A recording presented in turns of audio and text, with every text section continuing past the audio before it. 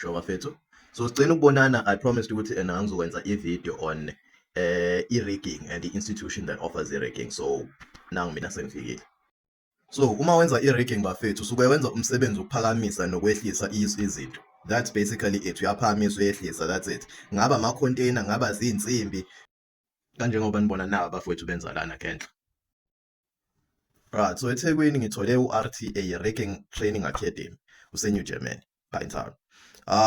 So laphayana banama-course ayi-2. There's a basic course, then there's an advanced course. Okay, so i-basic course yakhona is 5 days, all right? Kulowo 5 days loyo bazoku-introduce to i-equipment, i-equipment esetshenziswa kwi-rigging. Bese uzokwenza i-practical yokulifta nje into. You're lifting and turning, that's basically it. Kanjengobona lo mfowethu lona enza lana ngenhla. Okay, then ke of course ikhona inakhuzana i-theory yakhona kumele uyifunde.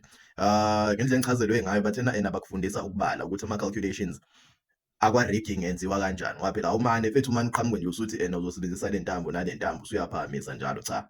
Kumele ubale ukuthi okay uzosebenzisa osize abangakanani bey'nsimbi zokulifta, uzosebenzisa hlobo luni lwey'ntambo noma ama-chains, kumele ebe kude kangakanani nento lena nephuli yakhona. So ama-calculation nje ayisichacha fethu kodwa bazokufundisa phela, angimane nje sekuthiwa yenza, cha, uyafundiswa. Okay, so that is u-basic training wakho 5 days wokuqala. Okay, then bese u-advanced course wakhona will be 2 weeks, that's 10 days. All right, so kulo 10 days lona olandelayo uyaqhubeka futhi usufunda amanye ama-calculations ukusebenzisa eminye imishini yokuphakamisa using ezinye iy'ndlela ey'thena ukuba ukuthuthuka phela ukubanzinyana kunale uyenze lapha nakwa-basing, izinto ey'fana naboma-tandem lifting. Tandem lifting ilento le nansi nginivezele yona lapha phezulu. Okay, again futhi uzofundiswa uma-calculations akhona kanjalo kanjalo. Okay, so uma usuqedile usu-qualified for ukusebenza as an assistant rigger. Okay, so usuzoba umsizi ka-rigger.